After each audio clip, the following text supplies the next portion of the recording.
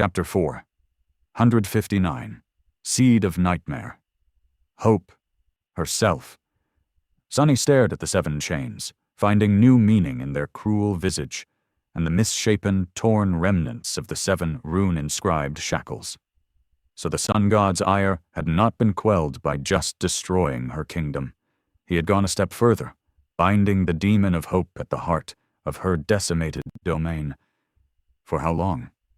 And how had she escaped in the end? He tilted his head. So, the demon of hope was chained here? Mordred answered with a hint of surprise in his voice. You know of the demons? A crooked smile appeared on Sunny's face. I do, a bit. Why wouldn't I? Although, truth be told, there's not a lot of information about them, even among the Dream Realm researchers. So, the ruler that you had told me about was one of the demons? A lesser deity?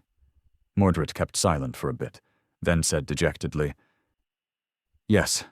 I am not sure that those 2 words really go together, though. I also don't know what Hope had done to earn the wrath of the Lord of Light. However, I do know that these 7 chains are what holding is the chained isles from falling into the sky below. Sunny raised his eyebrows. What? The Lost Prince sighed.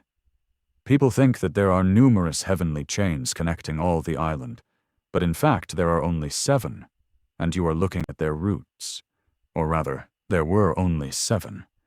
Each of them had to be broken for the ivory tower to become untethered, of course. So now the islands are linked by the fragments of the original 7 chains, many of them severed from each other. That is why they are slowly crumbling, one after another. Sunny thought for a bit, trying to correct the way he used to think about the chained isles. The new information was interesting, but not very useful.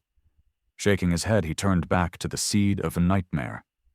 So, what is the category of that thing? I guess it contains a second nightmare, since you wanted to challenge it. Mordred answered succinctly. Correct. That's one way I can get out of the Dream Realm, then. But am I suicidal enough to go into the second nightmare alone? Whole cohorts of experienced awakened routinely perish in their attempts to become masters. What would my chances of survival be with no one to cover my back? Just as Master Jet had said, no one survived in the Dream Realm alone. She probably knew from experience. He scowled. Wait, will this seed create a gate in the real world if it's not destroyed? When Mordred answered, his voice was almost indifferent. Indeed, but not for a long time. Maybe in a few years, or a decade. It has not matured enough to be able to bloom yet. Sunny hesitated. But it can be challenged, right? The Lost Prince did not answer for a while, but then finally said, Yes, a seed can be challenged before it blooms, as well as after. If the seed is not found in time, and a gate opens, challengers can fight their way through and enter the nightmare directly. The gate also disrupts the anchors of those near it, so masters and saints that enter the Dream Realm will appear in the vicinity of the blooming seed. After that, they can lead awakened to it. He paused, then added, In fact, most of the seeds are not found in time, because the Dream Realm is vast and only partially explored. That's why the nightmare creatures are entering our world so often. Challenging a seed before it blooms is much better. In this case, however, I would advise against it. Sunny turned away from the mass of shimmering darkness, then asked in an even tone, Yeah? Why? Mordred let out a heavy sigh. Conquering a second nightmare alone is not impossible, but attempting it is tantamount to gambling your life away. The chances of returning alive are very slim. That is why Awakened challenge them as members of cohesive, experienced cohorts. Even then, many don't survive. Most, even. But this nightmare is actually far worse. Entering it is a guaranteed death sentence, regardless of how many challengers there are. Unless... Sunny kept his ears open, suddenly very attentive. Unless what? The Lost Prince remained silent for a short moment, then said, There is a black altar in the place you call Night Temple.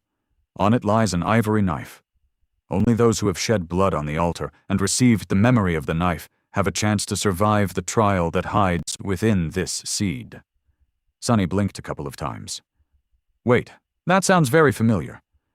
He thought for a few seconds, then asked, would the obsidian knife from the white altar of the sanctuary of Noctis work? Mordred laughed.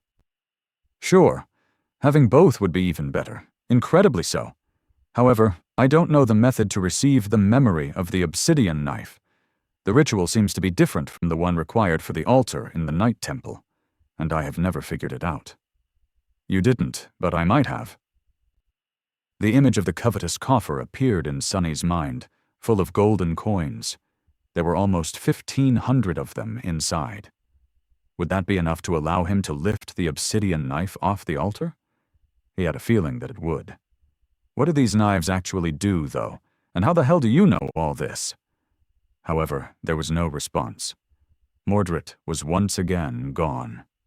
Sonny was left alone in the beautiful hall of the Ivory Pagoda, staring at its white walls and the darkness that had taken root between them. The seed of nightmare was calling to him, demanding to be challenged and destroyed. Or maybe simply to be fed a delicious human soul. Crazy. This is crazy. Challenging a second nightmare alone was very similar to throwing his life away, and that was even without the particular piece of information that Mordred had given him, that no one would be able to survive this very special nightmare without a memory of one of the two altar knives, or better yet, in possession of both. The question was, what was worse, challenging the nightmare or attempting to survive the crushing?